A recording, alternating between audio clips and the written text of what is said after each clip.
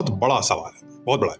क्या इज़राइल का invincible air defence shield यानी जो आयरन डोम था, उसमें दरारें आ चुकी हैं? हाल ही में ईरान के मिसाइल अटैक्स के बाद इज़राइल को खुद को अर्जेंट इन्वेस्टिगेशन शुरू करनी पड़ी है। टारगेट था डिमोना रीजन, जहां इज़राइल का सबसे सेंसिटिव न्यूक्लियर फैसिलिटी मौजूद है। अब अटैक्स के बाद आयरन डोम एक्टिवेट हुआ। ऑब्वियसली इजराइल इस एरिया को बहुत भारी मात्रा से प्रोटेक्ट करता था। एरो सिस्टम्स भी एक्टिवेट हुए। ये भी इजराइल का एंटी मिसाइल एक इंटरसेप्शन सिस्टम है। और यूएस का एडवांस थार्ड सिस्टम भी डिप्लॉय हुआ, यानी सब कुछ लगा दिया। मल्टी लेयर्ड एयर डिफेंस पूरी तरीके से एक्टिव थी इस वेरी इंपॉर्टेंट दिमोना जैसी साइट को डिफेंड करने के लिए। लेकिन फिर भी ईरान की मिसाइल्स को इंटरसेप्ट करने में ये तीनों लेयर्स केबल नहीं हुई। और अराद में 100 लोग घायल हुए और दिमोना में 60 से ज्यादा लोग घायल हुए। तो अब सबसे बड़ा सवाल यह है कि थर्ड सिस्टम क्यों फेल हुआ है? भाई, ये तो अमेरिका का सबसे शाइनिंग ग्लोरी सिस्टम है, इतना महंगा सिस्टम है, सबसे एडवांस्ड है, तो ये कैसे फेल हो गया? क्योंकि ये तो हाई एल्टीट्यूड पे ही बैलिस्टिक मिसाइल को हिट टू किल करता रहा, यानी बहुत ऊंचे एल्टीट्यूड पे, ऊंचाई पर ही ये मिसाइल को मार सकता था।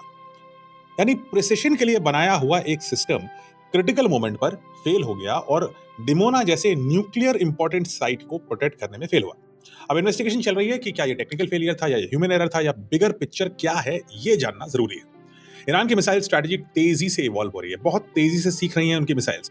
ज्यादा स्पीड, ज्यादा मैन्यूवरेबिलिटी और कॉम्प्लेक्स अटैक पैटर्न, यानी अलग अलग डायरेक्शन से एस बना बना करके भी चल रही हैं कुछ मिसाइल, एंड में एकदम से तेज हो जा रही हैं, ऐसी भी मिसाइल आ रही हैं। तो ये मिसाइल्स स्मार्ट होती जा रही हैं और डिफेंस सिस्टम्स को कॉन्स्टेंटली टेस्ट कर रही है।